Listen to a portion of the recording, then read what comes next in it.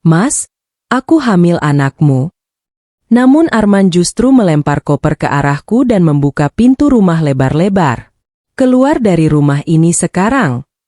Malam itu, di tengah hujan deras, aku diusir saat sedang mengandung 8 bulan. Aku tidak tahu bahwa malam penghinaan itu akan menjadi awal kehancuran mereka sendiri. Assalamualaikum warahmatullahi wabarakatuh.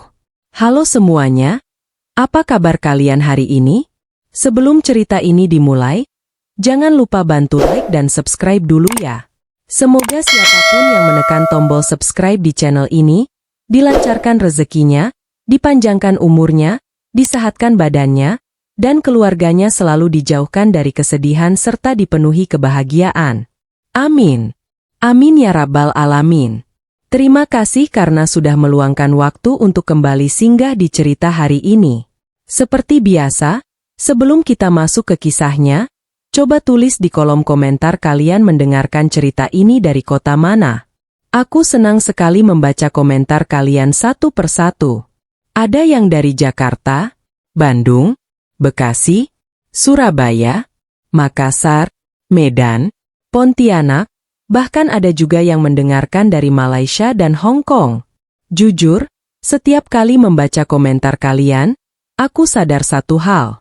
Ternyata banyak sekali orang di luar sana yang diam-diam sedang berjuang menghadapi masalah hidupnya sendiri. Ada yang bertahan dalam rumah tangga yang dingin. Ada yang setiap hari menangis diam-diam setelah semua orang tidur. Ada yang lelah bekerja siang malam demi anak-anaknya. Dan ada juga yang disakiti oleh orang yang paling mereka cintai. Karena itu, semoga cerita hari ini bukan hanya menjadi hiburan, tapi juga menjadi pengingat bahwa badai sebesar apapun pasti akan berlalu. Dan luka sedalam apapun, suatu hari akan sembuh perlahan. Hari ini, aku akan menceritakan kisah yang sangat menyakitkan tentang seorang wanita yang diusir dari rumahnya sendiri saat sedang hamil besar. Bukan oleh orang asing, bukan oleh tetangga, tapi oleh suaminya sendiri, lelaki yang dulu bersumpah akan melindunginya seumur hidup. Malam itu hujan turun sangat deras. Langit gelap. Angin dingin menusuk kulit. Dan di tengah hujan malam, seorang wanita hamil 8 bulan berdiri sambil menangis memegangi perutnya. Di tangannya hanya ada sebuah koper kecil. Sedangkan di belakangnya, pintu rumah tertutup keras. Brak, tidak ada yang mengejarnya. Tidak ada yang merasa kasihan. Bahkan suaminya sendiri memilih membiarkannya pergi dalam keadaan hamil. Yang lebih menyakitkan, semua itu terjadi hanya karena uang 200.000. Ya, 200.000. Jumlah yang mungkin bagi sebagian orang terlihat kecil. Tapi malam itu, uang itulah yang menghancurkan rumah tangga mereka. Dan kalian tahu apa yang paling menyakitkan? Wanita itu tidak pernah menuntut hidup mewah. Dia bukan perempuan yang suka foya-foya. Bukan istri yang malas. Selama bertahun-tahun, dia justru mengorbankan hidupnya demi keluarga suaminya. Dia berhenti bekerja demi menjadi istri yang baik. Dia melayani ibu mertuanya setiap hari. Dia bahkan menghabiskan seluruh tabungannya untuk membantu usaha suaminya saat bangkrut. Namun semua pengorbanannya dibalas dengan satu kalimat kejam. "Keluar dari rumah ini." Dan sejak malam itu, hidupnya berubah selamanya. Tapi percaya atau tidak, kadang Allah membiarkan seseorang dihancurkan terlebih dahulu, sebelum dia mengangkat derajatnya jauh lebih tinggi. Karena wanita yang diusir malam itu tidak pernah menyangka bahwa air mata yang jatuh di bawah hujan akan menjadi awal dari penyesalan terbesar suaminya sendiri. Jadi, siapkan hati kalian. Karena kisah ini bukan hanya tentang pengkhianatan. Bukan hanya tentang mertua yang jahat. Tapi tentang seorang perempuan yang belajar berdiri kembali setelah dihancurkan oleh orang yang paling ia cintai.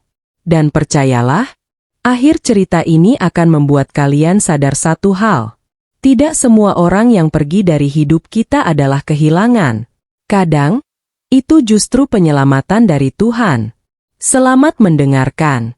Awal pernikahanku. Namaku Asti. 3 tahun lalu, aku pernah menjadi perempuan paling bahagia di dunia. Setidaknya, itulah yang kurasakan saat pertama kali Arman mengucapkan ijab kabul di depan penghulu. Tangannya menggenggam tanganku erat. Matanya menatapku penuh keyakinan. Dan di depan semua tamu, dia berkata pelan, "Aku janji akan menjaga kamu seumur hidup." Kalimat sederhana itu berhasil membuatku menangis haru. Aku benar-benar percaya, aku telah menemukan rumah tempatku pulang. Arman bukan laki-laki kaya. Dia juga bukan pria romantis seperti di film-film. Tapi dulu, dia sangat perhatian. Dia selalu menjemputku pulang kerja, membawakan makanan kecil favoritku, dan mendengarkan semua ceritaku sampai malam tanpa bosan. Bahkan ibuku pernah berkata, "Kalau laki-laki sesabar itu sama kamu, jangan disia-siakan." Dan aku memegang ucapan itu dalam hati. Aku mencintai Arman dengan tulus. Sangat tulus. Karena itu, saat dia memintaku berhenti bekerja setelah menikah, aku menurut. "Aku mau kamu fokus jadi istri aja," katanya waktu itu. "Aku nggak mau istriku capek kerja." Kalimat itu terdengar manis. Aku pikir itu bentuk kasih sayang. Aku tidak tahu bahwa keputusan berhenti bekerja itulah yang nantinya membuatku kehilangan segalanya. Awal pernikahan kami sebenarnya sederhana. Kami tinggal di rumah kecil milik Ibu Arman. Rumah itu tidak besar. Dindingnya masih setengah belum dicat sempurna. Atap dapurnya bahkan sering bocor kalau hujan deras. Tapi waktu itu aku tetap bahagia. Karena bagiku, rumah bukan soal besar atau mewah. Asal ada cinta, aku sanggup hidup sederhana. Setiap pagi aku bangun paling awal, memasak sarapan, mencuci pakaian, membersihkan rumah, lalu menyiapkan kebutuhan ibu mertua dan suamiku. Aku menjalani semuanya dengan senang hati. Bahkan saat tubuhku lelah, aku tetap berusaha tersenyum. Aku ingin menjadi menantu yang baik. Aku ingin ibu mertuaku menerima aku seperti anak sendiri. Namun ternyata, harapan itu terlalu tinggi. Sejak hari pertama aku tinggal di rumah itu, aku sudah merasakan kalau Bu Ratna tidak benar-benar menyukaiku. Dia memang tidak langsung marah atau membentak, tapi caranya memandangku selalu membuatku tidak nyaman, dingin, tajam, seolah keberadaanku adalah gangguan. Aku masih ingat pagi pertama setelah menikah. Aku bangun jam 5 subuh untuk memasak nasi goreng. Saat aku menyajikannya di meja makan, Bu Ratna hanya mencicipi sedikit lalu meletakkan sendoknya. Keasinan. Hanya satu kata itu. Tanpa senyum. Tanpa nada lembut. Aku langsung panik. "Maaf Bu, saya buat lagi ya." Namun dia langsung berdiri. "Nggak usah, hilang selera makan saya." Aku terdiam sambil menunduk malu. Padahal Arman makan dengan biasa saja. Bahkan dia bilang enak. Tapi entah kenapa, Bu Ratna selalu menemukan kesalahan dalam apapun yang kulakukan. Kalau aku mencuci terlalu lama, aku dibilang lamban. Kalau aku duduk sebentar karena lelah, aku dibilang malas. Kalau aku menelepon ibuku, dia langsung bertanya sinis, "Masih aja ngurus keluarga sana?"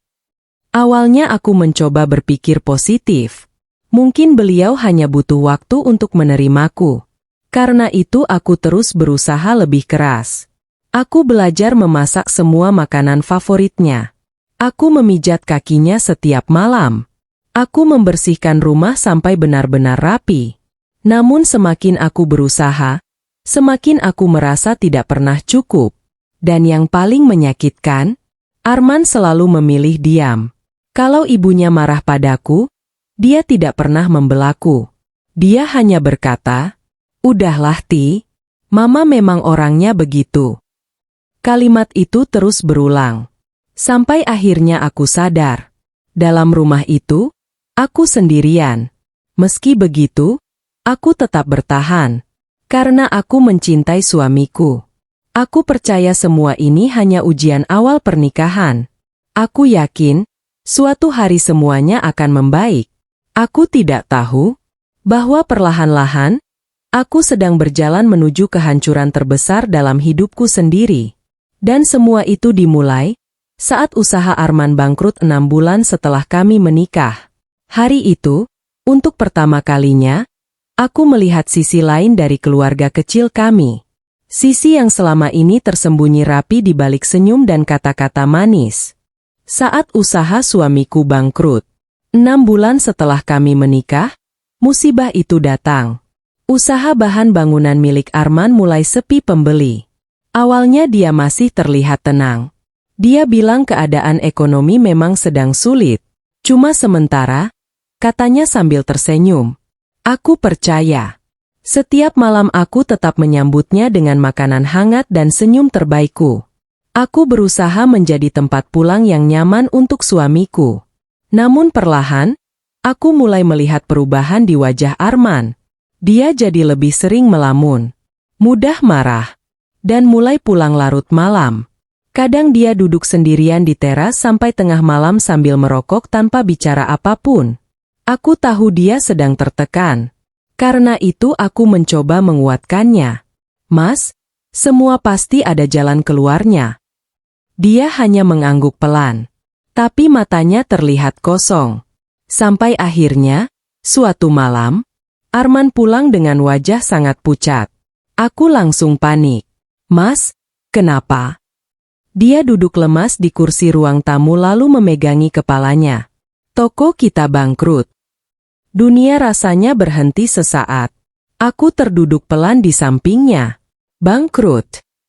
Arman mengangguk. Semuanya habis.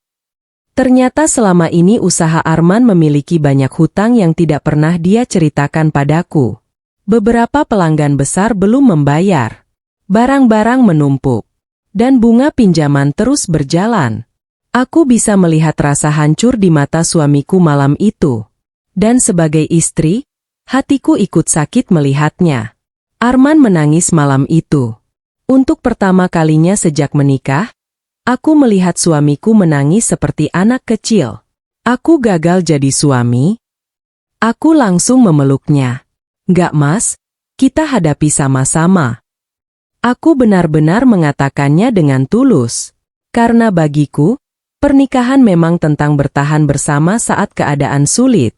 Besok paginya, rumah langsung berubah tegang. Bu Ratna marah besar setelah tahu usaha anaknya bangkrut. Aku sudah bilang dari dulu jangan terlalu percaya sama orang. Suasana rumah jadi penuh tekanan. Penagih hutang mulai datang. Telepon terus berbunyi. Bahkan beberapa supplier datang ke rumah meminta pembayaran. Aku melihat Arman semakin terpuruk setiap hari. Dan saat itulah, aku membuat keputusan terbesar dalam hidupku. Aku membuka tabungan pribadiku. Tabungan yang kukumpulkan bertahun-tahun sejak masih bekerja dulu. Uang itu sebenarnya ingin kupakai untuk masa depanku. Untuk membeli rumah kecil. Atau biaya persalinan nanti jika aku punya anak. Namun saat melihat suamiku hancur, aku tidak tega. Malam itu aku menyerahkan buku tabungan itu pada Arman. Pakai saja ini dulu, Mas. Arman menatapku kaget. Asti, ini tabungan kamu. Aku tersenyum kecil meski sebenarnya hatiku gemetar. Nggak apa-apa. Yang penting usaha Mas bisa selamat. Matanya langsung berkaca-kaca. Kenapa kamu baik banget sama aku? Aku menggenggam tangannya. Karena aku istrimu. Saat itu, aku benar-benar percaya bahwa pengorbananku akan dihargai. Aku tidak pernah menghitung berapa yang kuberikan. Karena aku mencintainya. Namun ternyata, kebaikan yang diberikan tanpa batas kadang justru membuat seseorang merasa berhak menyakitimu lebih dalam. Uang tabunganku habis hampir seluruhnya untuk menutup hutang usaha Arman.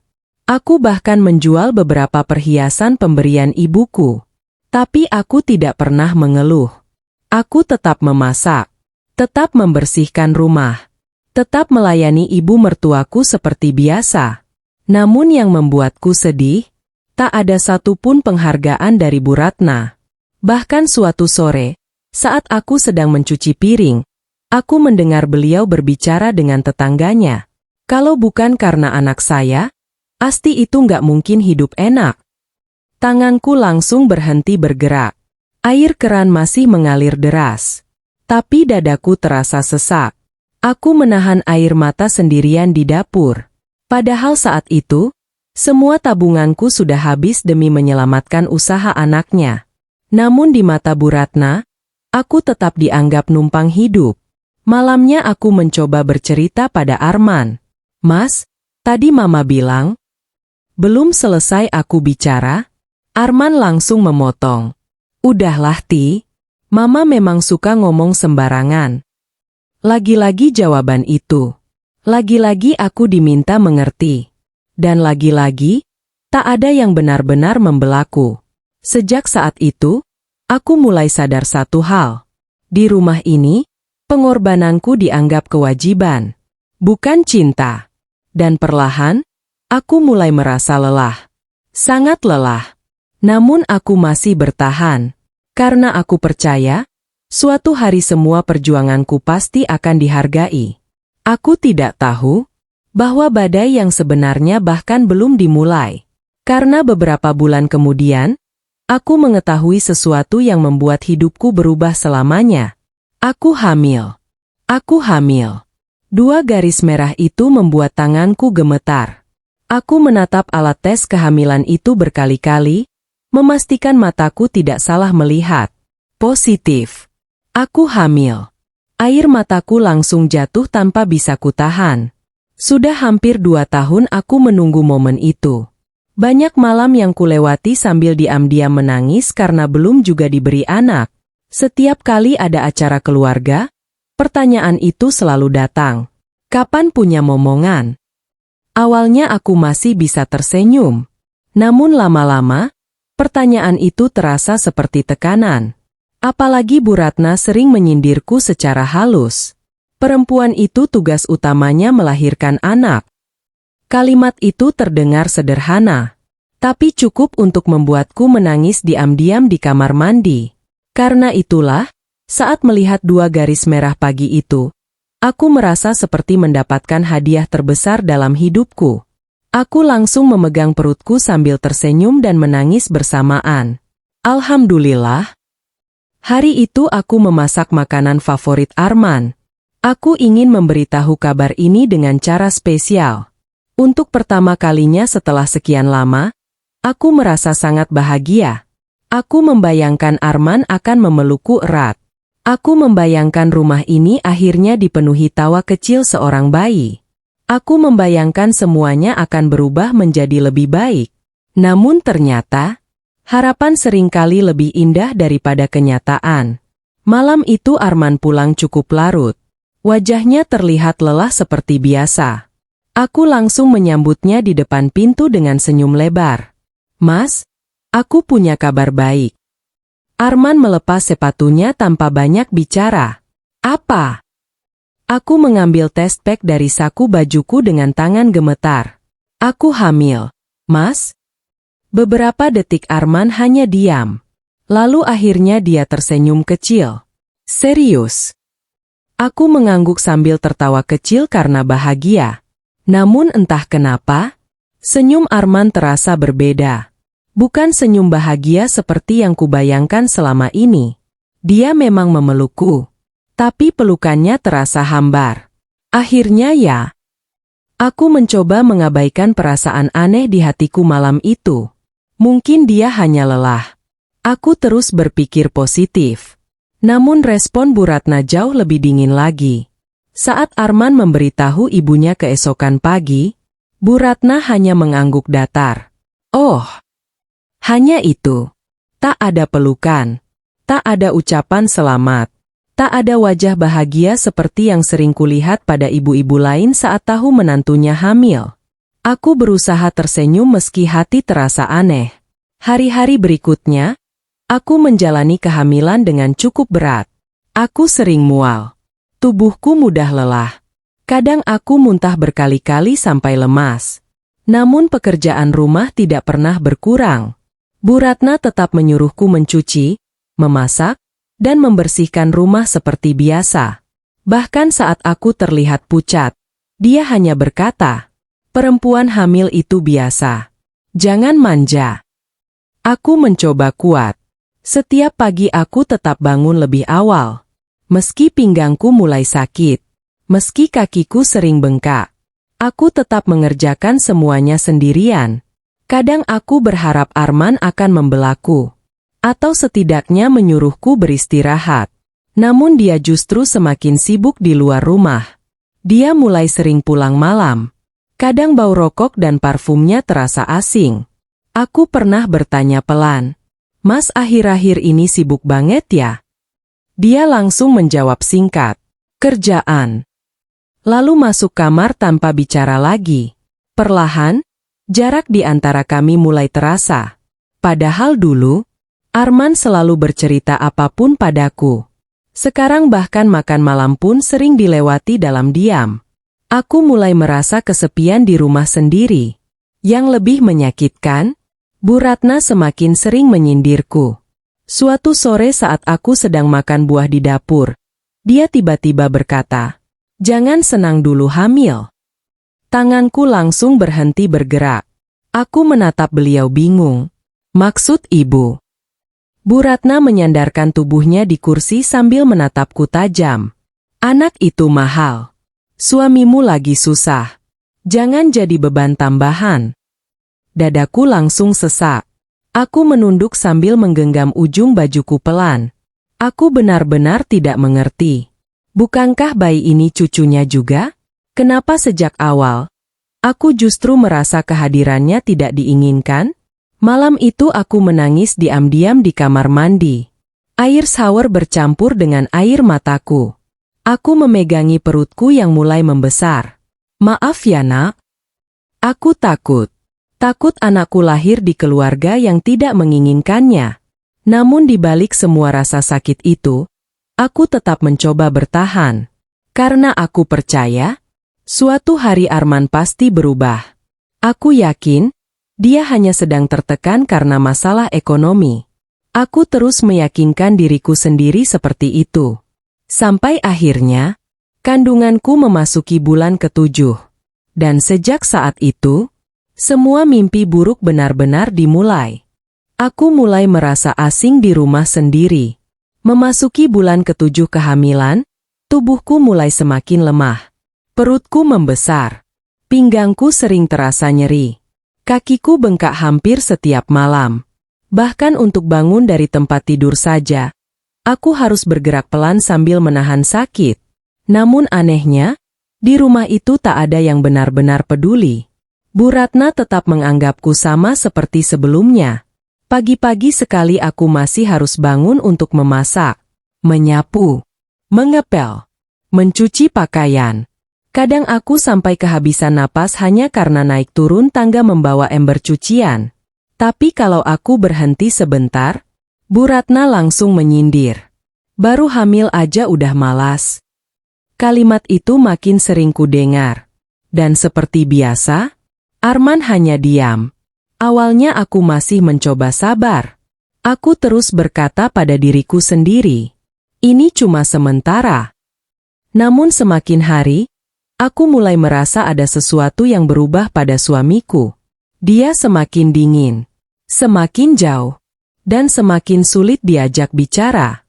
Kalau dulu Arman selalu menanyakan kabarku, sekarang dia bahkan jarang menatap wajahku. Dia lebih sering sibuk dengan ponselnya. Bahkan saat makan malam, dia terus mengetik sambil sesekali tersenyum sendiri. Aku mencoba mengabaikan rasa curiga di hatiku. Aku tidak mau berpikir buruk. Tapi malam itu, sesuatu terjadi. Saat Arman sedang mandi, ponselnya tiba-tiba berbunyi di atas kasur. Aku sebenarnya tidak pernah suka memeriksa ponsel suamiku. Tapi entah kenapa, hatiku terasa tidak tenang. Nama pengirim pesan itu membuat dadaku langsung sesak. Rere Hati Merah 2. Tanganku mulai dingin. Pesan itu muncul di layar. "Hati-hati di rumah ya. Jangan sampai istrimu curiga." Lagi wajah tersenyum dengan mata bahagia. Dunia rasanya langsung sunyi. Aku membaca pesan itu berkali-kali. Tanganku gemetar. Jantungku berdetak sangat cepat. Aku mencoba berpikir mungkin aku salah paham. Mungkin itu hanya teman kerja. Mungkin aku terlalu sensitif karena sedang hamil. Namun saat aku membuka chat itu, air mataku langsung jatuh. Ada begitu banyak pesan mesra di sana. Panggilan sayang. Candaan. Bahkan foto-foto mereka sedang makan bersama. Tubuhku terasa lemas. Aku terduduk perlahan di pinggir tempat tidur sambil memegangi perutku. Aku tidak tahu mana yang lebih sakit. Hatiku? Atau kenyataan bahwa suamiku mulai mencari kebahagiaan dari perempuan lain saat aku sedang mengandung anaknya. Pintu kamar mandi terbuka. Arman keluar sambil mengeringkan rambut. Begitu melihat ponselnya ada di tanganku, wajahnya langsung berubah. "Kamu ngapain buka HP aku?" Aku menatapnya dengan mata penuh air mata. "Siapa Rere?" Arman langsung merebut ponselnya kasar. "Itu urusan kerja." Aku tertawa kecil sambil menangis. "Kerja?" Panggilannya sayang. Wajah Arman langsung kesal. "Asti, jangan bikin masalah." Dadaku terasa hancur mendengar itu. "Aku bikin masalah?" Suaraku bergetar. "Aku lagi hamil anak kamu, Mas." Namun Arman justru membuang napas kasar. "Kamu tuh sekarang sensitif banget." Aku benar-benar tidak percaya. Dia bahkan tidak merasa bersalah. Malam itu kami bertengkar untuk pertama kalinya selama pernikahan kami. Dan yang paling menyakitkan, Arman memilih keluar kamar lalu tidur di ruang tamu. Aku menangis sendirian sepanjang malam. Perutku terasa kencang karena terlalu banyak menangis. Aku memeluk bantal sambil menahan sesak di dada. Dalam hati kecilku, aku mulai takut kehilangan suamiku. Namun keesokan harinya, hal yang lebih menyakitkan justru terjadi. Saat aku sedang memasak di dapur, Bu Ratna tiba-tiba datang sambil menatapku tajam. "Kamu jangan suka mengatur anak saya." Aku terdiam bingung. "Maksud ibu?"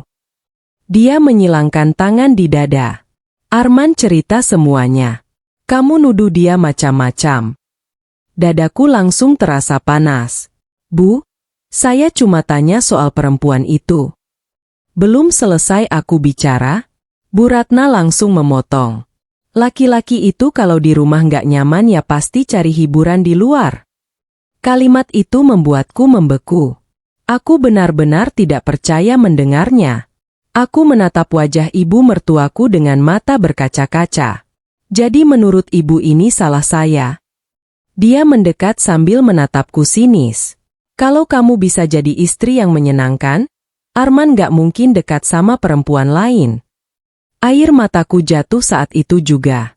Bukan hanya karena sakit hati, tapi karena untuk pertama kalinya, aku sadar. Di rumah ini, aku tidak pernah benar-benar dianggap keluarga. Aku hanyalah orang asing, yang bisa disalahkan kapan saja. Dan sejak hari itu, rumah yang dulu kuanggap tempat paling nyaman, perlahan berubah menjadi tempat yang paling ingin kuhindari. Namun aku masih belum tahu, bahwa luka terbesar dalam hidupku, akan datang hanya beberapa minggu lagi. Malam yang mengubah segalanya. Hari itu hujan turun sejak sore. Langit gelap. Angin dingin masuk lewat celah jendela rumah.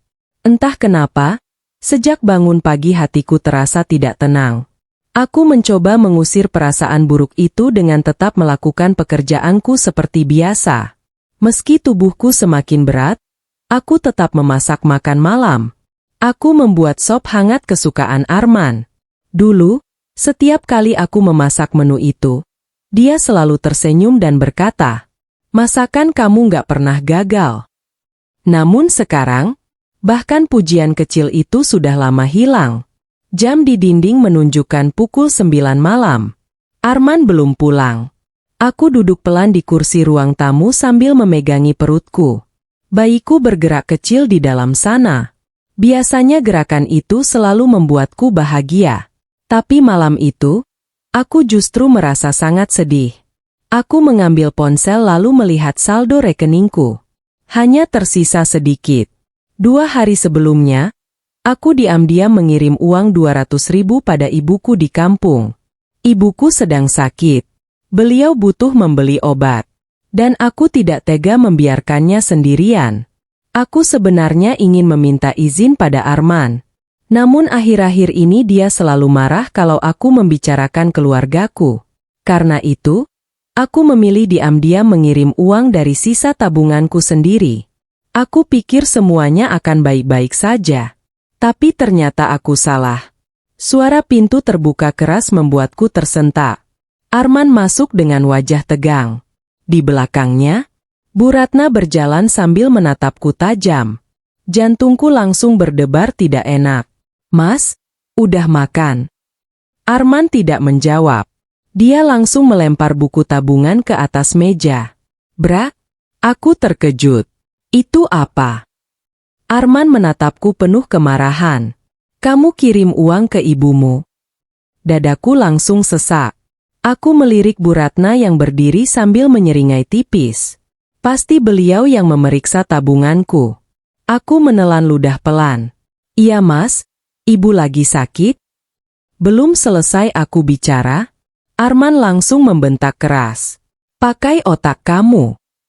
Aku sampai tersentak ketakutan. Selama menikah, Arman belum pernah membentakku sekeras itu. Keuangan kita lagi susah, tapi kamu malah kasih uang ke keluarga kamu diam-diam. Air mataku langsung jatuh. Itu cuma 200.000. Cuma, bentakan Arman menggema di ruang tamu. Bu Ratna langsung ikut bicara. "Makanya jangan percaya penuh sama perempuan. Ujung-ujungnya keluarga sendiri yang dipentingin." Aku menggeleng cepat. "Bukan begitu Bu, ibu saya sakit." Namun Bu Ratna malah tertawa sinis. "Kalau ibumu sakit ya suruh anak-anaknya yang lain urus. Jangan bebankan anak saya." Dadaku terasa seperti ditusuk. Tanganku gemetar hebat.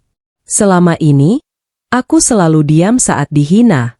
Aku selalu mencoba sabar. Tapi malam itu, aku benar-benar lelah. "Bu, selama ini saya juga bantu keluarga di rumah ini."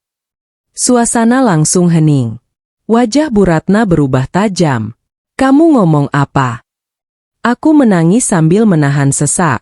"Tabungan saya habis buat bantu usaha Mas Arman." Plak! Tamparan keras mendarat di wajahku. Aku sampai kehilangan keseimbangan. Tubuhku jatuh terduduk ke lantai. Perutku membentur kursi kecil di dekat meja. Sakitnya langsung menjalar ke seluruh tubuh. Aku memegangi pipiku yang panas sambil menatap Arman tak percaya. Air mataku jatuh deras. "Mas." Namun wajah suamiku sama sekali tidak menunjukkan penyesalan. Matanya penuh kemarahan. "Kurang ajar kamu berani melawan Mama." Hatiku benar-benar hancur saat itu. Bukan karena tamparannya, tapi karena lelaki yang paling kucintai memilih menyakitiku demi membela ibunya. Bu Ratna langsung menunjuk wajahku. Perempuan gak tahu diri. Aku mencoba berdiri sambil memegangi perutku yang mulai terasa sakit. "Mas, perutku." Namun Arman justru berjalan ke kamar. Beberapa detik kemudian, dia keluar sambil membawa koper. Dan tanpa peringatan, bruk, koper itu dilempar tepat ke dekat kakiku. "Keluar dari rumah ini." Aku membeku. Air mataku mengalir semakin deras.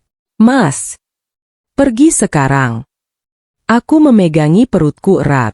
"Mas, aku hamil anakmu." Namun jawaban Arman menghancurkan seluruh hidupku. "Bukan urusanku."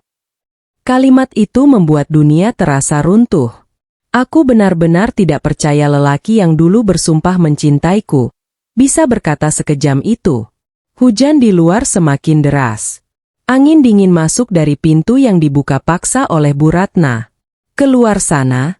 Jangan bikin rumah ini sial." Tubuhku gemetar. Aku berdiri perlahan sambil menarik koper. Tak ada yang menahanku.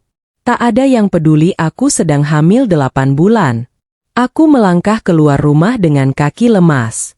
Hujan langsung membasahi tubuhku. Dan beberapa detik kemudian, brak, pintu rumah ditutup keras di belakangku. Aku berdiri sendirian di bawah hujan malam, dengan hati yang hancur. Dan tanpa aku sadari, malam itu akan menjadi awal dari semuanya. Aku dibiarkan menangis di tengah hujan.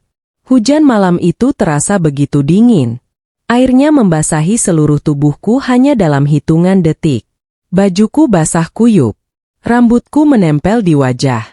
Dan koper kecil di tanganku perlahan ikut basah terkena hujan. Aku berdiri mematung di depan rumah yang dulu kuanggap tempat pulang. Rumah yang selama 3 tahun kuurus sepenuh hati. Rumah yang kubersihkan setiap hari. Rumah yang membuatku mengorbankan begitu banyak hal. Namun malam itu, rumah itu menolakku. Aku menoleh ke arah pintu. Berharap, sangat berharap, Arman akan membuka pintu dan berkata semua ini hanya emosi sesaat. Aku berharap dia sadar aku sedang hamil. Aku berharap dia datang menghampiri sambil meminta maaf. Tapi tidak ada apa-apa. Pintu itu tetap tertutup rapat. Dan dari dalam, aku bahkan mendengar suara televisi menyala seperti tak terjadi apapun. Dadaku terasa sesak sampai sulit bernapas. Air mataku bercampur dengan air hujan. Aku perlahan terduduk di teras sambil memegangi perutku. Bayiku bergerak pelan di dalam sana. Seolah ikut merasakan ketakutan yang sedang kurasakan. Maaf ya nak. Suaraku gemetar. Ibu belum bisa jadi ibu yang kuat? Aku menangis semakin keras. Perutku mulai terasa kencang. Sakit. Aku mencoba menarik napas panjang. Mungkin ini hanya kontraksi palsu. Aku mencoba menenangkan diri. Namun rasa sakit itu justru semakin sering datang. Aku panik. Tanganku gemetar saat mengambil ponsel dari dalam tas. Aku menelepon Arman. Sekali. Tidak diangkat. 2 kali. Tidak diangkat. 3 kali. Nomorku malah diblokir. Aku menatap layar ponsel dengan pandangan kosong. Tubuhku terasa semakin dingin. Aku benar-benar sendirian malam itu. Tak punya uang banyak. Tak tahu harus pergi kemana. Bahkan keluargaku di kampung tidak mungkin datang secepat itu. Aku mencoba berdiri. Tapi rasa sakit di perutku membuat kakiku lemas. Aku hampir jatuh kalau tidak berpegangan pada pagar teras. Hujan semakin deras. Petir menyambar keras di langit. Dan untuk pertama kalinya dalam hidupku, aku merasa benar-benar tidak punya siapa-siapa. Beberapa menit kemudian, aku mendengar suara pagar rumah tetangga terbuka. Seorang pria tua keluar sambil membawa payung. Pak Hadi. Tetangga depan rumah kami. Begitu melihatku, wajahnya langsung berubah kaget. Ya Allah, Asti. Aku langsung menangis semakin keras. Pak Hadi buru-buru menghampiriku. Kamu kenapa di luar malam-malam begini? Aku tidak sanggup menjawab. Bibirku gemetar hebat. Perutku kembali terasa sakit. Aku memegang tangan Pak Hadi erat tanpa sadar. Pak, sakit? Wajah beliau langsung panik. Kamu kontraksi. Aku mengangguk sambil menangis. Pak Hadi langsung mengetuk pintu rumah Arman keras-keras. Bra, Arman, buka pintunya. Tak lama kemudian pintu terbuka sedikit. Arman muncul dengan wajah kesal. Ada apa sih, Pak? Pak Hadi langsung marah. Istrimu kontraksi di luar hujan-hujanan. Namun yang membuat hatiku benar-benar hancur. Arman justru menjawab dingin. Itu bukan urusan saya lagi. Aku seperti ditusuk ribuan jarum saat mendengarnya. Pak Hadi sampai terdiam tak percaya. Men, dia istrimu. Arman menghela napas kasar. Dia sendiri yang cari masalah. Lalu, pintu ditutup lagi begitu saja.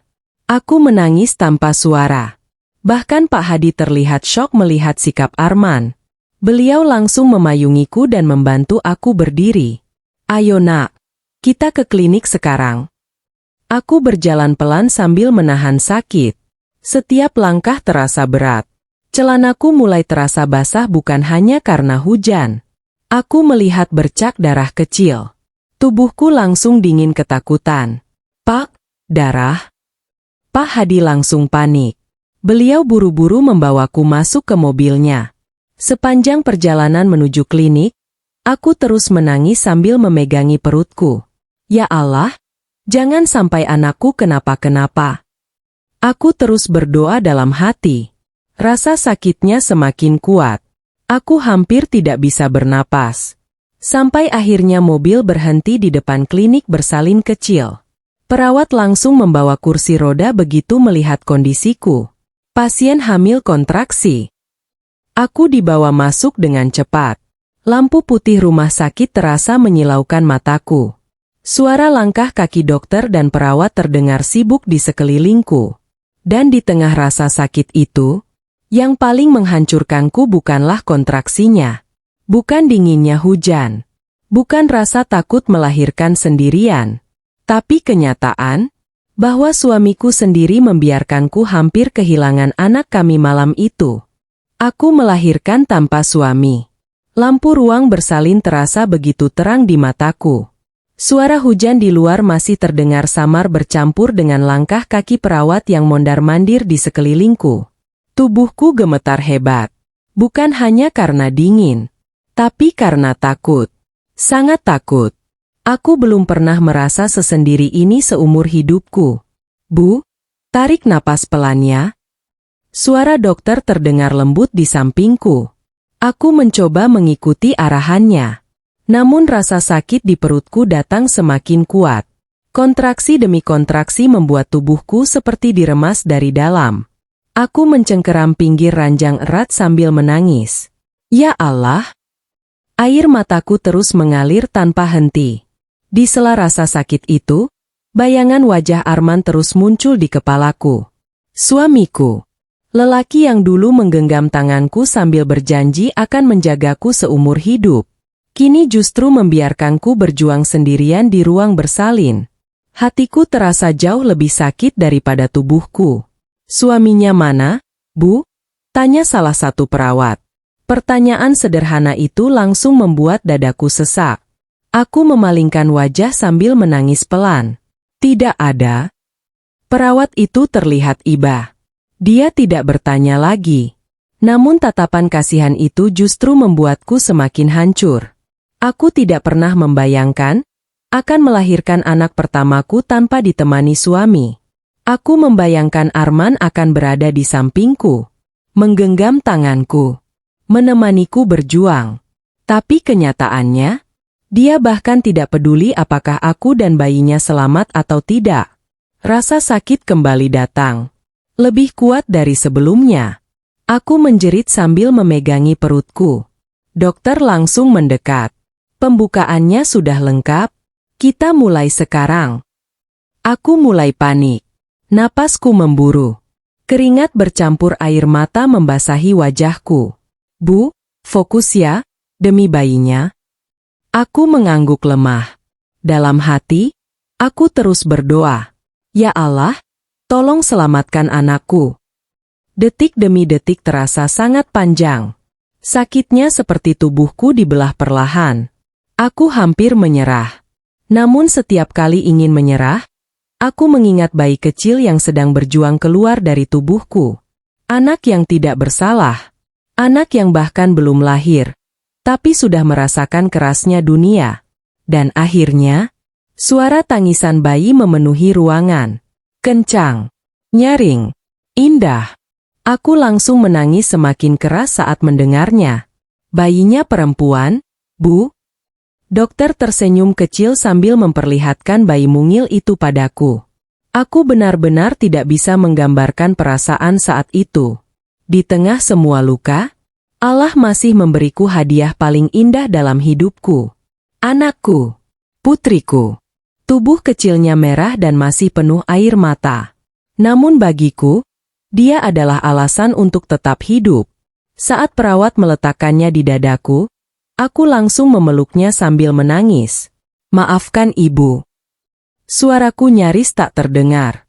Maaf kamu lahir dalam keadaan seperti ini. Bayi kecil itu terus menangis pelan di pelukanku. Dan saat itu, aku berjanji dalam hati. Apapun yang terjadi, aku akan menjaga anak ini sendirian jika memang harus begitu. Beberapa jam setelah persalinan, aku dipindahkan ke ruang rawat. Tubuhku terasa sangat lemah. Namun pikiranku jauh lebih kacau. Diam-diam, aku masih berharap Arman datang. Setidaknya untuk melihat anaknya. Aku terus melirik pintu kamar setiap kali ada suara langkah kaki. Berharap itu dia. Namun waktu terus berjalan. Pintu itu tak pernah terbuka untukku. Yang datang justru Pak Hadi membawa tas kecil dan makanan hangat. Beliau tersenyum prihatin saat melihat bayiku. Cantik sekali anakmu. Aku langsung menangis lagi. Pak Hadi menghela napas panjang. Tadi Bapak sempat datang lagi ke rumah Arman. Jantungku langsung berdebar. Terus. Beliau terdiam beberapa detik sebelum menjawab pelan. Mereka tidak mau datang. Kalimat itu menghantamku keras. Aku menunduk sambil memeluk bayiku lebih erat. Hatiku benar-benar hancur. Bagaimana mungkin seorang ayah tega menolak melihat anaknya sendiri? Bahkan setelah tahu aku melahirkan, Arman tetap memilih tidak datang. Malam itu, aku menangis diam-diam sambil menyusui anakku. Lampu kamar redup. Suara mesin infus terdengar pelan. Dan di tengah kesunyian rumah sakit, aku akhirnya sadar satu hal. Pernikahanku mungkin memang sudah benar-benar selesai. Namun aku tidak tahu bahwa setelah malam itu, hidupku justru akan berubah jauh lebih keras lagi. Aku pulang tanpa tempat tinggal. 3 hari setelah melahirkan, aku diperbolehkan pulang dari klinik. Namun sejak pagi, dadaku terasa sesak. Karena aku tidak tahu harus pulang kemana.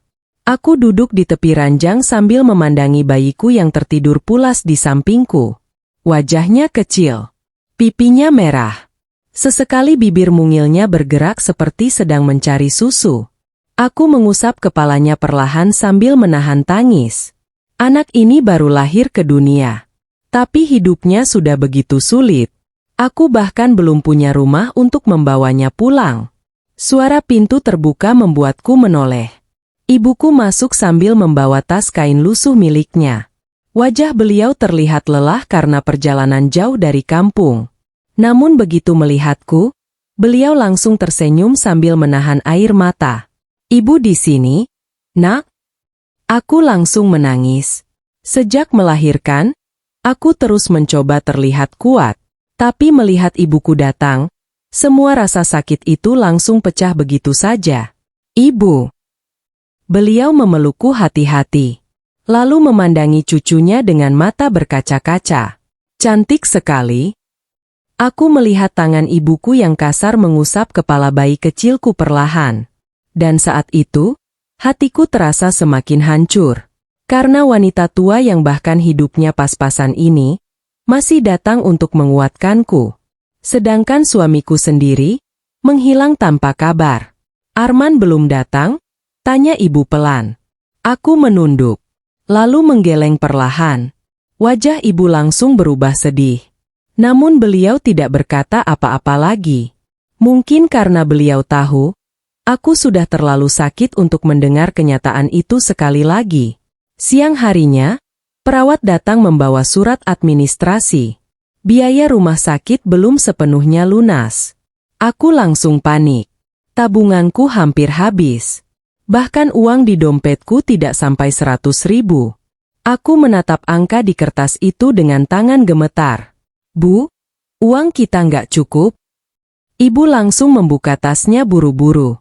Beliau mengeluarkan dompet kecil warna coklat yang sudah kusam. Lalu mengambil beberapa lembar uang yang dilipat rapi. Ibu masih punya sedikit simpanan? Dadaku langsung terasa sesak. Aku tahu uang itu pasti hasil beliau menabung sedikit demi sedikit di kampung. Dan sekarang, di usia beliau yang sudah tua, beliau masih harus menanggung bebanku. Aku menangis lagi. Maaf Bu. Ibuku langsung menggenggam tanganku. Jangan ngomong begitu. Beliau tersenyum meski matanya basah. Kamu anak ibu. Sampai kapanpun ibu akan tetap bantu kamu. Kalimat itu membuatku menangis semakin keras. Karena untuk pertama kalinya setelah sekian lama, aku merasa benar-benar disayangi. Sore harinya, aku akhirnya keluar dari klinik sambil menggendong bayiku. Langit masih mendung. Udara dingin menusuk kulit. Aku berdiri di depan klinik sambil memeluk anakku erat. Dan lagi-lagi, aku tidak tahu harus pergi kemana. Rumah Arman bukan lagi tempatku. Aku bahkan tidak yakin mereka akan membukakan pintu kalau aku datang. Akhirnya, Pak Hadi membantu mencarikan kontrakan kecil di gang sempit dekat pasar. Bangunannya sederhana sekali. Dindingnya lembab. Catnya mengelupas. Atapnya bocor di beberapa bagian. Tapi saat masuk ke dalam, aku tetap menangis haru. Karena setidaknya, aku masih punya tempat berteduh untuk anakku. Aku duduk di lantai sambil menggendong bayi kecilku. Ruangan itu sangat kosong. Hanya ada kasur tipis bekas pemberian tetangga. Kipas angin tua. Dan lampu redup yang berkedip pelan. Namun anehnya, malam itu aku justru merasa lebih tenang dibanding saat tinggal di rumah mertua. Setidaknya, tak ada lagi bentakan. Tak ada hinaan. Tak ada tatapan sinis setiap hari. Malam semakin larut. Ibuku tertidur di lantai sambil menjaga cucunya. Sedangkan aku masih terjaga menatap langit-langit kamar. Pikiranku penuh ketakutan. Bagaimana aku membesarkan anak ini? Bagaimana aku mencari uang? Aku bahkan sudah tidak punya pekerjaan. Air mataku kembali jatuh perlahan. Namun tepat saat itu, bayiku tiba-tiba menangis kecil. Aku langsung menggendongnya pelan. Tubuh mungil itu bergerak mencari pelukanku. Dan entah kenapa, di tengah semua kekacauan hidupku, aku merasa masih punya alasan untuk bertahan. Aku menatap wajah kecilnya lama. Lalu berbisik pelan, "Ibu janji akan kuat buat kamu." Malam itu, untuk pertama kalinya, aku berhenti berharap Arman akan kembali. Dan sejak saat itu, aku mulai belajar menjalani hidup tanpa suami yang pernah sangat kucintai. Aku mulai berjuang sendirian. Hari-hari setelah pindah ke kontrakan kecil itu terasa sangat berat. Aku menjalani semuanya seperti orang yang sedang belajar hidup dari awal. Tidak ada lagi rumah nyaman. Tidak ada lagi tabungan. Tidak ada lagi seseorang yang bisa kuandalkan. Yang tersisa hanyalah aku, ibuku, dan bayi kecil yang setiap malam menangis meminta susu. Kontrakan itu sangat sempit. Kalau siang terasa panas sekali. Kalau malam dinginnya menusuk sampai ke tulang. Atapnya bocor saat hujan turun. Bahkan kadang tikus kecil berlari di dapur sempit kami. Namun di tempat sesederhana itu, aku justru belajar arti bertahan hidup yang sebenarnya. Setiap pagi aku bangun sebelum subuh. Meski tubuhku masih sakit setelah melahirkan, aku tetap memaksa diri berdiri. Aku mencuci pakaian bayi, memasak seadanya. Lalu mulai memikirkan bagaimana caranya mencari uang.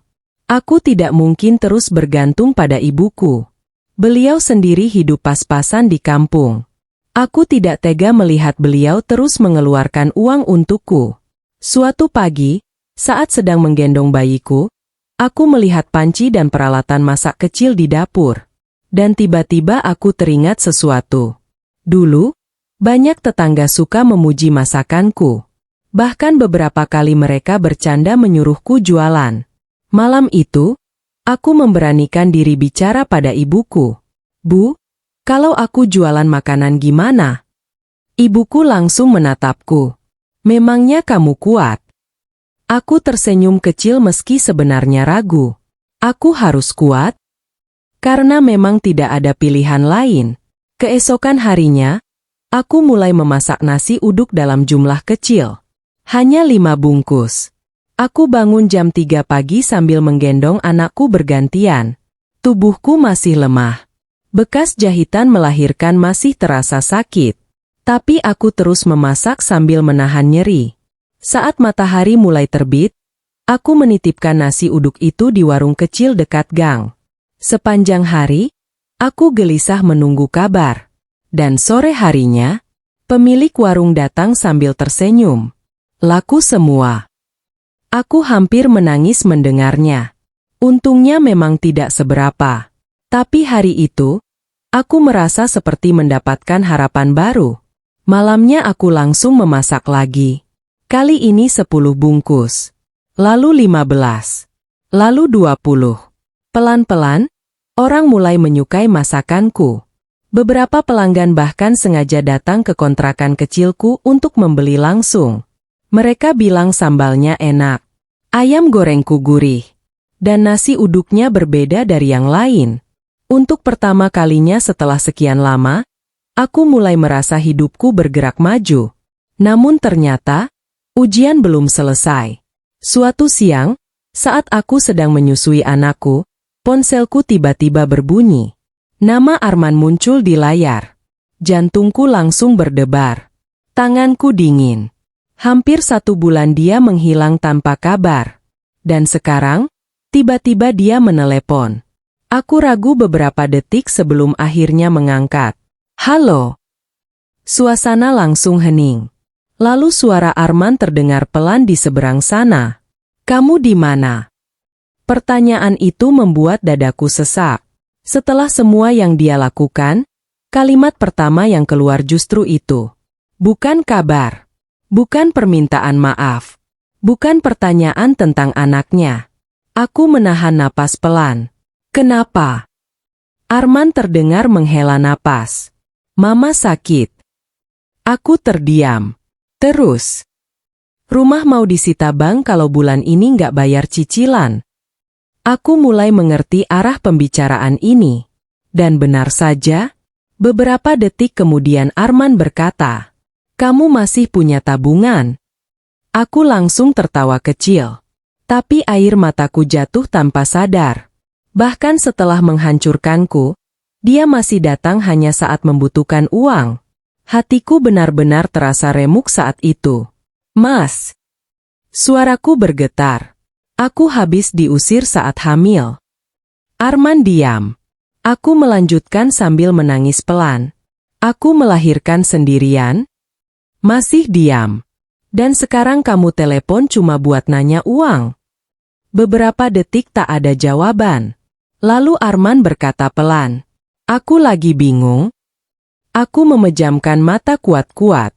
Dulu, kalimat itu pasti langsung membuatku iba. Aku pasti akan membantu tanpa berpikir panjang. Tapi sekarang, aku terlalu lelah untuk kembali dihancurkan.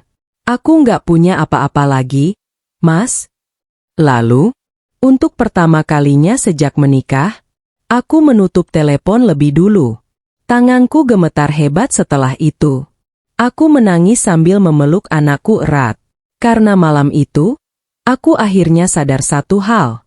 Selama ini, aku terlalu sibuk mencintai orang lain, sampai lupa menyelamatkan diriku sendiri. Hinaan yang membuatku semakin kuat. Setelah telepon malam itu, aku benar-benar berusaha melupakan Arman. Aku fokus pada anakku. Fokus pada jualanku. Dan fokus bertahan hidup hari demi hari. Namun ternyata, melupakan seseorang yang pernah sangat kita cintai tidak semudah membalik telapak tangan. Kadang saat malam tiba, aku masih menangis diam-diam.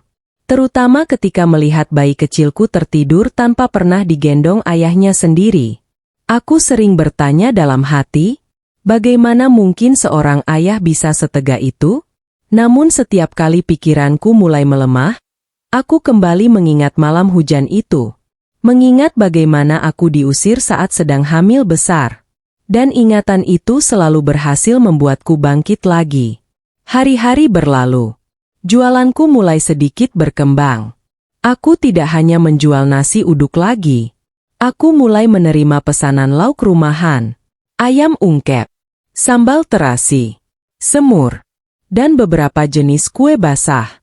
Meski dapur kontrakanku sempit, aku tetap memasak dengan sepenuh hati. Kadang aku memasak sambil menggendong anakku. Kadang sambil menahan kantuk karena semalaman dia rewel. Namun anehnya, aku justru merasa lebih hidup dibanding saat masih tinggal bersama Arman. Karena sekarang, setiap lelah yang kurasakan punya tujuan. Aku ingin anakku hidup layak. Aku tidak ingin dia tumbuh dengan melihat ibunya terus dihina. Suatu pagi, aku sedang menata pesanan di depan kontrakan ketika sebuah mobil berhenti di ujung gang. Aku langsung mengenali siapa yang turun dari sana. Bu Ratna. Jantungku langsung berdebar. Beliau berjalan masuk ke gang sempit itu sambil melihat sekeliling dengan wajah tidak suka. Tatapannya penuh jijik. Seolah tempat tinggalku terlalu hina untuk diinjak. Aku berdiri perlahan sambil mengusap tangan yang basah karena mencuci. Ibu. Bu Ratna tidak menjawab salamku. Beliau langsung melihat ke arah beberapa panci jualanku. Jadi sekarang kamu jualan beginian? Nada suaranya penuh hinaan. Aku menunduk pelan. Alhamdulillah Bu, buat kebutuhan sehari-hari. Beliau tertawa kecil sinis. Memalukan. Kalimat itu menusuk cukup dalam. Namun aku mencoba tetap tenang. Ada perlu apa Bu datang ke sini? Wajah Bu Ratna langsung berubah serius. Arman bilang kamu nggak mau bantu. Dadaku langsung sesak. Jadi, setelah semuanya, mereka masih datang untuk meminta bantuan. Aku menarik napas pelan. Bu, saya benar-benar nggak punya uang. Beliau mendekat sambil menatapku tajam. Jangan bohong. Kamu sekarang punya jualan. Aku hampir tertawa mendengarnya. Jualanku bahkan baru cukup untuk makan sehari-hari. Tapi di mata mereka, aku tetap dianggap punya kewajiban menyelamatkan hidup mereka. Ibu, suaraku mulai bergetar, saya juga lagi susah. Namun Bu Ratna justru membalas dengan tatapan dingin. Susah? Anak saya lebih susah karena kamu. Aku membeku. Kalau dulu kamu nggak banyak menuntut, rumah tangga kalian nggak akan hancur. Air mataku langsung naik ke pelupuk mata. Setelah semua yang terjadi, aku masih juga disalahkan. Bu, aku menahan tangis, yang mengusir saya waktu hamil itu Arman. Beliau langsung memotong kasar. Karena kamu kurang ajar. Suasana gang kecil itu tiba-tiba terasa sangat sempit. Beberapa tetangga mulai melirik ke arah kami. Aku menahan malu luar biasa. Namun Bu Ratna seperti tidak peduli. Beliau terus bicara keras. Perempuan baik itu nurut sama suami. Bukan melawan. Tanganku mulai gemetar. Aku ingin menjawab. Ingin berteriak bahwa aku sudah terlalu banyak mengalah. Tapi aku terlalu lelah. Sangat lelah. Saat itu, anakku tiba-tiba menangis dari dalam rumah. Tangis kecil itu langsung membuat hatiku mencair. Aku buru-buru masuk untuk menggendongnya. Namun saat melihat bayiku, Bu Ratna malah berkata dingin. Kasihan anak itu punya ibu keras kepala. Kalimat itu akhirnya menghancurkan pertahananku. Aku memeluk anakku erat sambil menangis. Cukup Bu. Suaraku lirih. Tapi untuk pertama kalinya, aku menatap mata ibu mertuaku tanpa takut. Saya sudah kehilangan semuanya. Air mataku jatuh satu persatu. Saya diusir saat hamil. Saya melahirkan sendirian. Saya hampir kehilangan anak saya. Dadaku naik turun menahan sesak. Tapi sampai hari ini, ibu masih menyalahkan saya. Bu Ratna terdiam beberapa detik. Namun wajahnya tetap keras. Dan saat itu, aku akhirnya sadar satu hal. Ada orang-orang yang tidak akan pernah merasa bersalah, meski sudah menghancurkan hidup orang lain. Aku mengusap air mataku perlahan. Lalu berkata pelan, saya nggak punya apa-apa lagi buat diberikan. Wajah Bu Ratna langsung berubah kesal. Beliau mendecak kasar lalu berbalik pergi. Namun sebelum masuk mobil, dia menoleh dan berkata, suatu hari kamu pasti menyesal. Aku berdiri mematung sambil memeluk anakku. Mobil itu pergi meninggalkan gang kecil kami. Dan anehnya, setelah semua hinaan itu, aku justru merasa lebih kuat. Karena untuk pertama kalinya, aku berhenti berharap diterima oleh orang-orang yang memang tidak pernah menganggapku keluarga. Rezeki datang saat aku hampir menyerah. Hari-hari setelah kedatangan Bu Ratna terasa jauh lebih berat. Bukan karena kata-katanya. Aku sudah terlalu sering dihina untuk hancur hanya karena ucapan.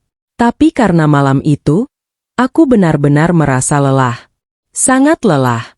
Aku duduk sendirian di lantai dapur kecil kontrakanku setelah semua pesanan selesai dimasak. Jam menunjukkan hampir pukul 12 malam. Tanganku pegal. Pinggangku sakit. Dan mataku panas karena kurang tidur. Anakku akhirnya tertidur di kasur tipis setelah menangis hampir 1 jam. Sedangkan aku masih harus mencuci piring dan menyiapkan bahan jualan untuk pagi nanti. Kadang aku bertanya dalam hati, sampai kapan aku bisa hidup seperti ini? Aku bahkan belum benar-benar pulih setelah melahirkan. Namun hidup memaksaku terus berjalan tanpa sempat beristirahat. Malam itu, untuk pertama kalinya, aku menangis karena merasa ingin menyerah. Aku menutup wajahku dengan kedua tangan sambil sesenggukan pelan. Ya Allah, aku capek. Suara tangisku bercampur dengan suara kipas tua yang berdecit pelan. Aku merasa sendirian. Benar-benar sendirian. Dan yang paling menyakitkan, tak ada satupun orang yang bertanya apakah aku baik-baik saja. Namun setelah beberapa menit menangis, aku mengusap air mata sendiri. Karena aku sadar, tidak ada waktu untuk hancur terlalu lama. Anakku masih butuh susu. Masih butuh makan. Masih butuh ibunya tetap hidup. Keesokan paginya, aku kembali memasak seperti biasa. Meski mataku sembab karena kurang tidur. Hari itu aku membuat ayam kremes dan sambal bawang. Pesanannya lumayan banyak. Aku sibuk membungkus makanan satu persatu sambil sesekali menggendong anakku yang mulai rewel. Sekitar pukul 11 siang, sebuah mobil putih berhenti di depan gang. Aku tidak terlalu memperhatikannya. Biasanya orang salah jalan. Namun beberapa menit kemudian, seorang perempuan muda memakai masker dan topi masuk ke kontrakanku. Dia melihat sekeliling sebentar lalu bertanya pelan. Ini benar Bu Asti yang jual ayam kremes?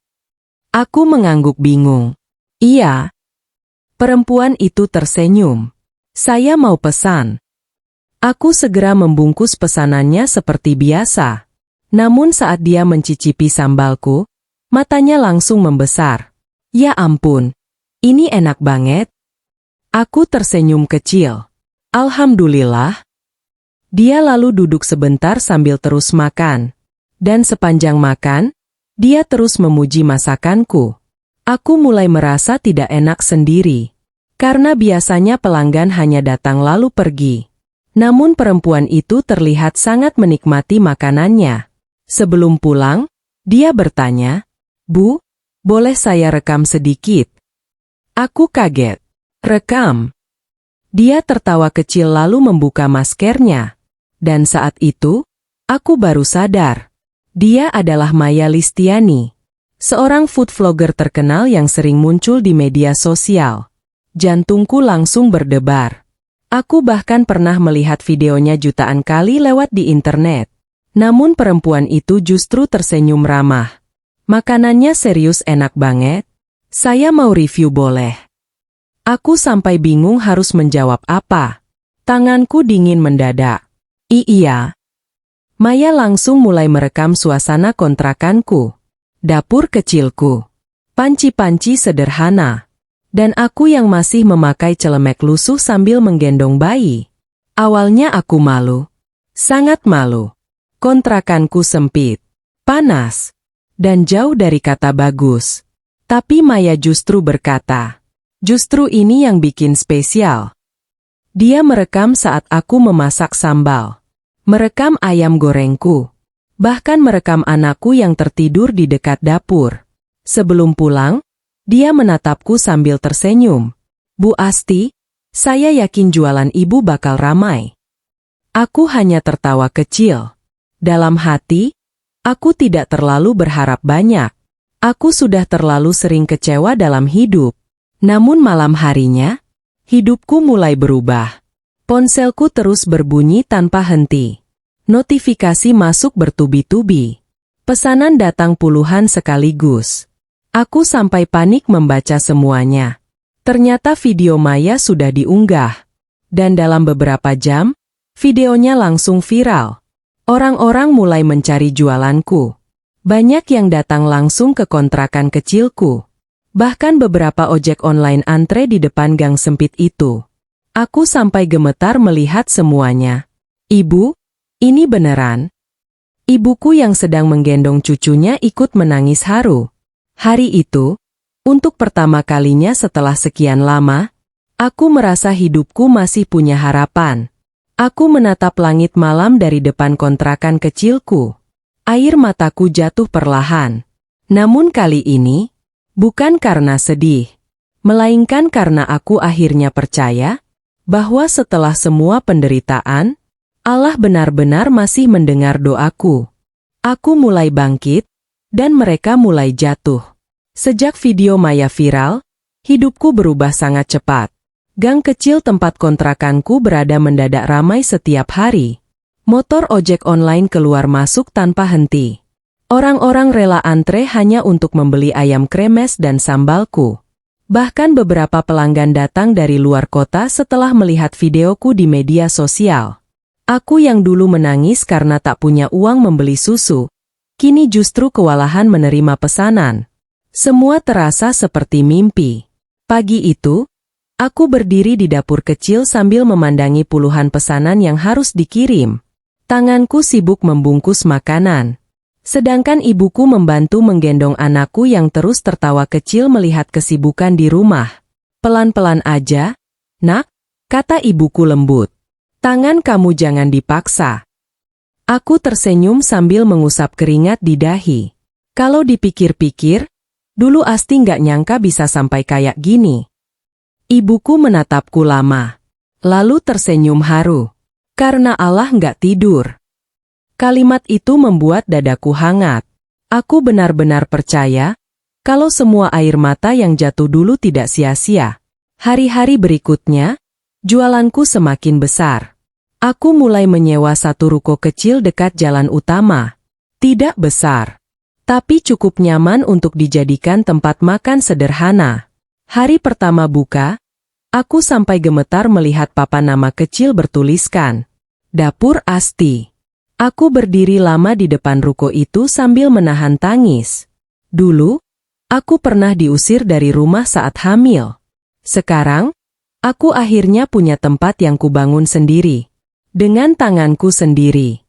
Dengan air mataku sendiri. Dan dengan doa-doa panjang setiap malam. Hari pembukaan warung kecil itu ramai sekali. Beberapa pelanggan yang pernah melihat videoku datang membawa bunga dan hadiah kecil. Ada ibu-ibu yang memelukku sambil berkata, "Saya nangis lihat perjuangan Mbak." Ada juga yang berkata, "Mbak bikin saya semangat hidup lagi." Aku hampir menangis setiap kali mendengarnya. Karena ternyata, tanpa sadar, kisah hidupku ikut menguatkan orang lain. Namun di tengah kebahagiaan itu, masa lalu tiba-tiba datang lagi. Siang itu, aku sedang melayani pelanggan ketika seorang pegawaiku mendekat pelan. "Mbak, ada yang nyari." Aku menoleh, dan jantungku langsung berhenti sesaat. Arman berdiri di depan warungku. Tubuhnya jauh lebih kurus dibanding terakhir kali aku melihatnya. Wajahnya kusut, matanya cekung. Bahkan pakaiannya terlihat tidak serapi dulu. Aku mematung beberapa detik. Sedangkan suasana di sekitarku mendadak terasa sunyi. Arman melangkah mendekat perlahan. "Asti." Suaranya pelan. Serak. Aku tidak menjawab. Aku hanya menatapnya dingin. Dan entah kenapa, untuk pertama kalinya, aku tidak lagi merasa ingin menangis saat melihatnya. Yang tersisa hanya lelah. Sangat lelah. Arman menunduk sebentar sebelum berkata, "Kamu, sukses sekarang." Aku menarik napas pelan. Alhamdulillah. Dia mengangguk kecil. Lalu matanya mulai berkaca-kaca. Aku salah? Kalimat itu akhirnya keluar juga. Kalimat yang dulu sangat ingin ku dengar. Namun anehnya, sekarang hatiku sudah tidak lagi bergetar. Arman terlihat menelan ludah sulit. Setelah kamu pergi, semuanya hancur. Aku diam. Dia melanjutkan dengan suara lirih. Usaha bangkrut total. Rumah disita bank. Mama sakit-sakitan. Aku tetap diam sambil menggenggam celemekku pelan. Bukan karena tidak peduli, tapi karena luka yang dia tinggalkan terlalu dalam untuk sekadar sembuh dengan permintaan maaf. Asti, suaranya mulai bergetar. Aku capek. Kalimat itu membuatku hampir tertawa pahit. Dulu, aku juga pernah capek. Capek dihina. Capek menangis sendirian. Capek bertahan di rumah yang tidak pernah menganggapku keluarga. Tapi waktu itu, tak ada satupun orang yang peduli. Arman perlahan menatap ke arah anak kecil yang sedang digendong ibuku di sudut warung. Matanya langsung membesar. Itu, anak kita. Dadaku langsung sesak. Selama ini, dia bahkan belum pernah melihat wajah anaknya sendiri. Aku mengangguk pelan. Arman melangkah mendekat dengan mata berkaca-kaca. Namun sebelum dia menyentuh anakku, aku langsung berkata dingin, "Jangan." Tangannya berhenti di udara. Wajahnya langsung hancur. Aku menatapnya lurus untuk pertama kalinya setelah semua yang terjadi. Waktu aku melahirkan, suaraku mulai bergetar. "Kamu nggak datang." Arman menunduk. Waktu aku hampir pendarahan, air mataku mulai jatuh. "Kamu tutup pintu rumah buat aku." Suasana warung langsung sunyi. Beberapa pegawaiku bahkan ikut menunduk sedih.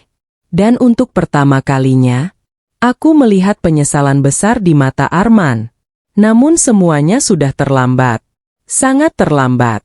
Karena perempuan yang dulu menangis memohon di depan pintu rumah itu, sekarang sudah belajar berdiri tanpa dirinya. Air mata penyesalan itu terlambat. Suasana di dalam warung mendadak terasa berat. Suara sendok dan piring yang tadi ramai perlahan menghilang. Semua orang seperti ikut merasakan ketegangan di antara aku dan Arman. Aku berdiri mematung di belakang meja kasir. Sedangkan Arman masih menatap anak kecil yang digendong ibuku dengan mata penuh penyesalan. Putriku tertawa kecil tanpa tahu. Lelaki di depannya adalah ayah yang dulu membuang kami saat dia masih di dalam kandungan. Dan entah kenapa, itu membuat dadaku terasa sangat sesak. Arman mengusap wajahnya pelan. Tangannya gemetar. "Asti, aku cuma mau lihat anakku." Suaranya lirih sekali. Dulu, kalimat itu mungkin akan langsung menghancurkan pertahananku. Aku pasti menangis. Pasti luluh.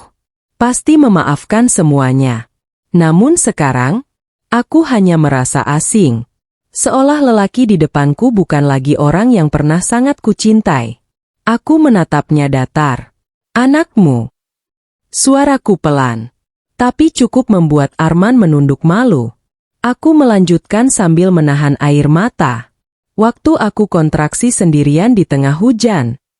Dadaku mulai sesak. "Kamu bilang itu bukan urusanmu." Arman langsung memejamkan mata. Aku bisa melihat rahangnya bergerak menahan emosi. Namun aku belum selesai. Waktu anak ini lahir, air mataku jatuh perlahan. "Kamu bahkan gak datang." Suasana semakin hening. Beberapa pelanggan mulai diam memperhatikan kami. Sedangkan Arman terlihat semakin hancur. "Aku takut, Mas." Suaraku mulai bergetar. Aku hampir kehilangan anak kita malam itu. Untuk pertama kalinya, aku melihat air mata jatuh dari mata Arman. Dia menutup wajahnya beberapa detik. Lalu berkata dengan suara pecah, "Aku nyesel." Kalimat itu akhirnya keluar. Tapi lucunya, hatiku sudah terlalu lelah untuk merasa bahagia mendengarnya. Dulu aku menunggu permintaan maaf itu setiap malam sambil menangis. Namun sekarang, semuanya terasa kosong. Arman perlahan duduk di kursi dekat kasir. Tubuhnya terlihat jauh lebih tua dibanding usianya. Seolah hidup benar-benar menghajarnya setelah aku pergi. Aku bodoh. Dia tertawa kecil pahit sambil mengusap air matanya sendiri. Aku kehilangan satu-satunya orang yang benar-benar peduli sama aku. Aku menunduk pelan. Jujur, sebagian kecil hatiku masih terasa sakit melihatnya seperti itu. Karena bagaimanapun, aku pernah sangat mencintai lelaki ini. Aku pernah rela memberikan seluruh tabunganku demi menyelamatkan hidupnya. Aku pernah rela dihina setiap hari demi mempertahankan rumah tangga kami. Namun semua itu hancur.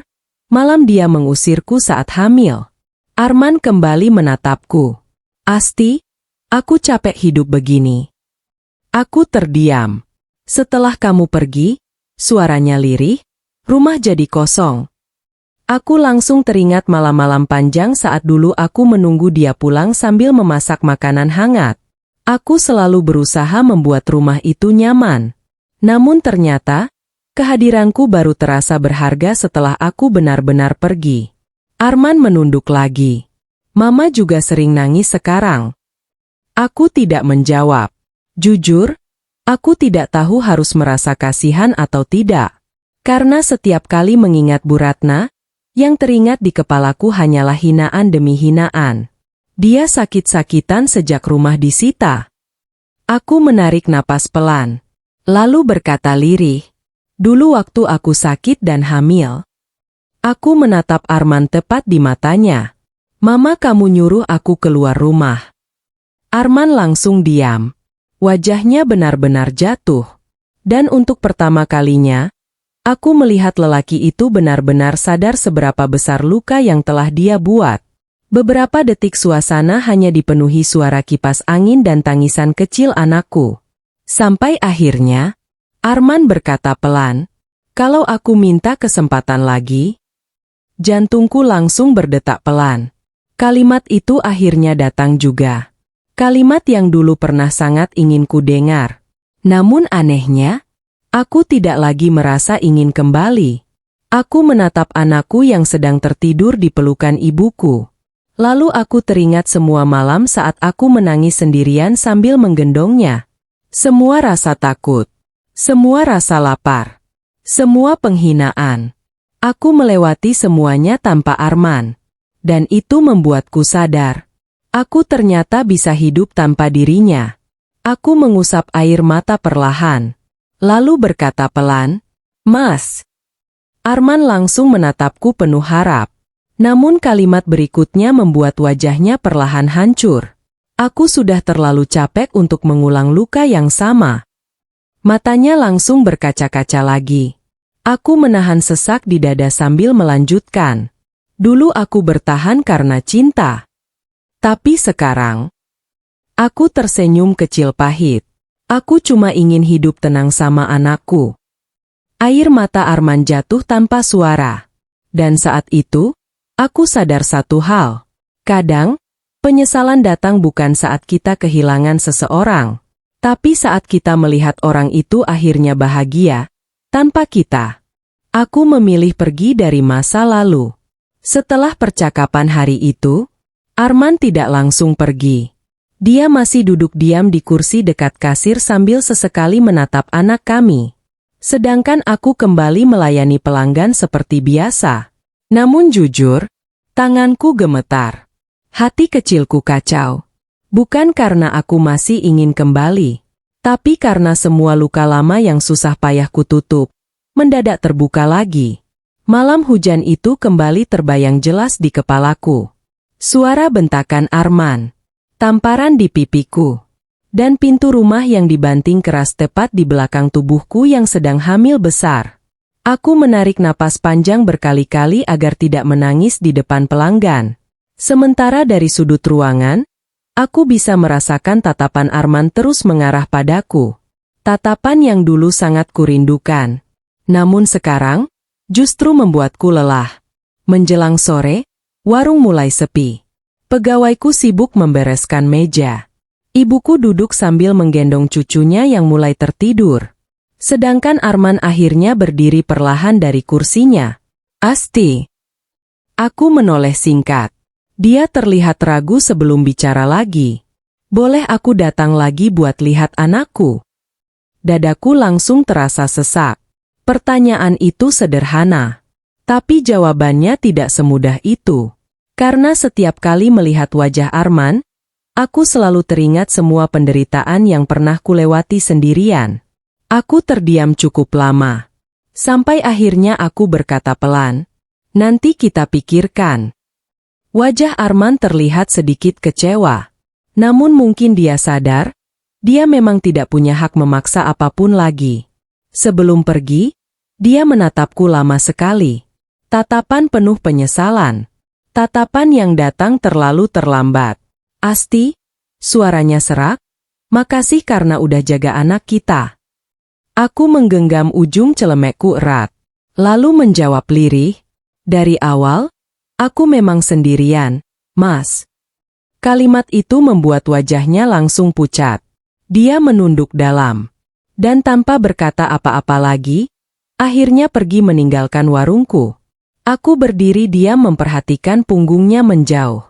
Dan anehnya, aku tidak lagi ingin mengejarnya. Tidak seperti dulu. Saat pintu warung tertutup, aku langsung terduduk lemas di kursi. Air mataku akhirnya jatuh juga. Ibuku mendekat perlahan. Beliau menggenggam tanganku lembut. "Kamu masih sayang sama dia?" Pertanyaan itu membuat dadaku semakin sesak. Aku diam cukup lama sebelum akhirnya menjawab pelan. "Aku nggak tahu." Dan itu memang kenyataannya. Aku tidak tahu perasaan apa yang tersisa di hatiku. Mungkin masih ada cinta kecil yang tertinggal. Mungkin juga hanya luka yang belum benar-benar sembuh. Namun satu hal yang pasti, aku sudah tidak ingin kembali menjadi perempuan lemah yang terus menangis demi mempertahankan orang yang menyakitinya. Malam itu, setelah semua pegawai pulang, aku duduk sendirian di depan warung. Lampu jalan menyala redup. Udara malam terasa dingin. Aku memandangi papan kecil bertuliskan, "Dapur Asti." Air mataku kembali jatuh perlahan. Karena tempat kecil itu menjadi bukti bahwa aku berhasil bertahan hidup. Dulu, aku pernah berpikir hidupku selesai saat diusir dari rumah. Aku pernah merasa tidak berharga, tidak dicintai, dan tidak punya masa depan. Namun ternyata, kadang kehancuran justru menjadi jalan menuju kehidupan yang lebih baik. Aku menatap langit malam sambil tersenyum kecil. Untuk pertama kalinya setelah sekian lama, aku merasa damai. Bukan karena hidupku sempurna, bukan karena semua lukaku hilang, tapi karena akhirnya, aku berhenti menggantungkan kebahagiaanku pada orang lain. Aku belajar berdiri sendiri, belajar mencintai diriku sendiri, dan belajar bahwa perempuan tidak harus tetap bertahan di tempat yang terus menghancurkannya. Beberapa hari kemudian, aku mendengar kabar dari tetangga lama. Rumah Arman benar-benar sudah disita bank. Mereka pindah ke rumah kontrakan kecil di pinggir kota. Bu Ratna sering sakit-sakitan. Sedangkan Arman bekerja serabutan untuk bertahan hidup. Aku terdiam saat mendengar semuanya. Jujur, aku tidak merasa senang. Tapi aku juga tidak lagi merasa ingin menyelamatkan mereka. Karena dulu, saat aku hancur, tak ada satupun dari mereka yang menyelamatkanku. Aku menatap anakku yang sedang tertawa kecil memainkan sendok plastik. Lalu aku tersenyum pelan. Sekarang, hidupku bukan lagi tentang Arman. Bukan tentang mertua. Bukan tentang luka masa lalu. Hidupku sekarang, tentang bagaimana aku membesarkan anak ini dengan bahagia. Dan malam itu, aku akhirnya benar-benar memutuskan sesuatu. Aku memilih pergi dari masa lalu. Untuk selamanya. Akhir yang membuatku benar-benar ikhlas. Waktu berjalan begitu cepat. Tak terasa, 2 tahun sudah berlalu sejak malam saat aku diusir dalam keadaan hamil. Dan kalau mengingat semua itu sekarang, Kadang aku sendiri masih tidak percaya bisa bertahan sejauh ini. Dulu, aku pernah menangis sendirian di bawah hujan sambil memegangi perutku yang besar. Aku pernah tidur di kontrakan bocor sambil ketakutan memikirkan masa depan anakku.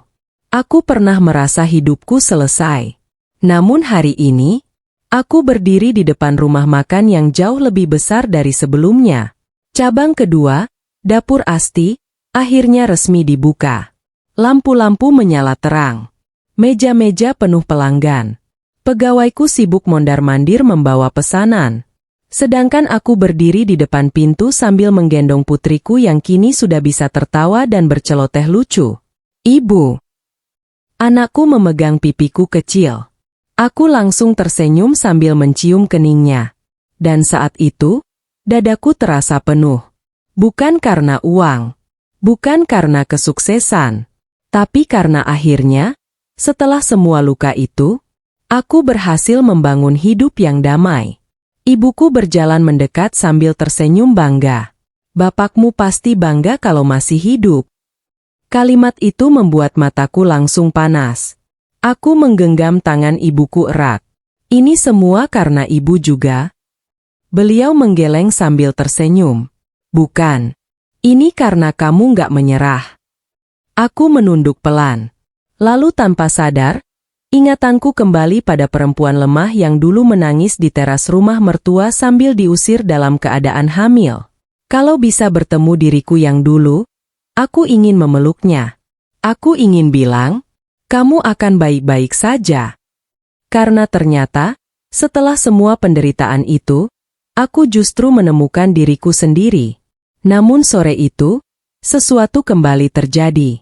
Saat aku sedang membereskan laporan keuangan di ruang kecil belakang warung, salah satu pegawaiku mengetuk pintu.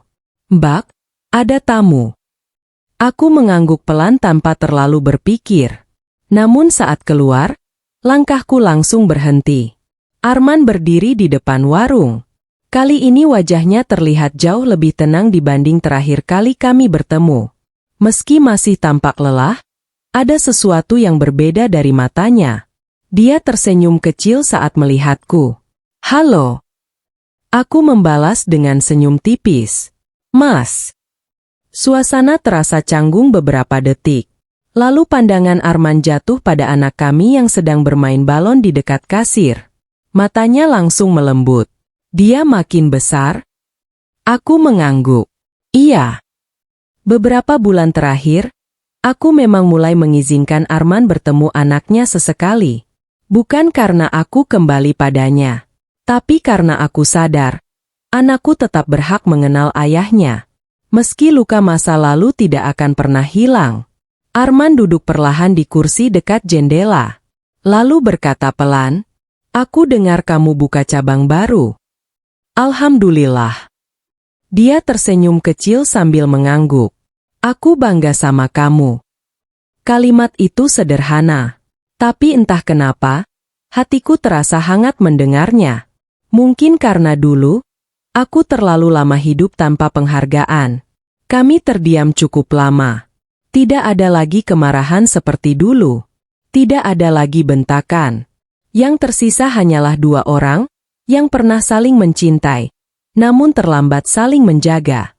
Arman akhirnya menatapku pelan. Asti, aku tahu aku nggak pantas minta apa-apa lagi. Aku diam mendengarkan. Tapi aku cuma mau bilang. Matanya mulai berkaca-kaca. Aku benar-benar nyesel. Aku menatapnya lama. Dan untuk pertama kalinya, aku tidak lagi merasa marah. Karena waktu ternyata sudah mengubah banyak hal. Luka yang dulu terasa menghancurkan, perlahan berubah menjadi pelajaran. Aku tersenyum kecil. Lalu berkata pelan, aku sudah memaafkan kamu, Mas. Air mata langsung jatuh dari mata Arman. Namun sebelum dia sempat berharap lebih, aku melanjutkan perlahan, tapi memaafkan bukan berarti mengulang semuanya lagi. Wajahnya sedikit berubah sedih. Namun kali ini, dia hanya mengangguk pelan. Seolah akhirnya dia benar-benar mengerti. Aku memandang anak kami yang sedang tertawa bahagia. lalu kembali menatap Arman. Kadang, aku tersenyum tipis. Beberapa orang memang hadir dalam hidup kita bukan untuk selamanya, tapi untuk mengajarkan kita menjadi lebih kuat. Arman menunduk sambil menghapus air matanya. Dan anehnya, hatiku benar-benar tenang saat mengatakan itu. Tak ada lagi dendam. Tak ada lagi keinginan membalas. Karena hidup sudah memberikan jawabannya sendiri. Aku kehilangan rumah tangga. Tapi aku menemukan diriku sendiri. Aku kehilangan seseorang yang dulu sangat kucintai. Tapi aku mendapatkan hidup yang jauh lebih damai. Malam itu, setelah Arman pulang, aku berdiri di depan warung sambil memandangi lampu kota. Angin malam bertiup lembut. Putriku tertidur di pelukanku. Dan perlahan, aku tersenyum sambil berbisik dalam hati. Terima kasih ya Allah, karena dulu kau membiarkanku hancur. Kalau tidak, mungkin aku tidak akan pernah tahu sekuat apa diriku sebenarnya. Tamat.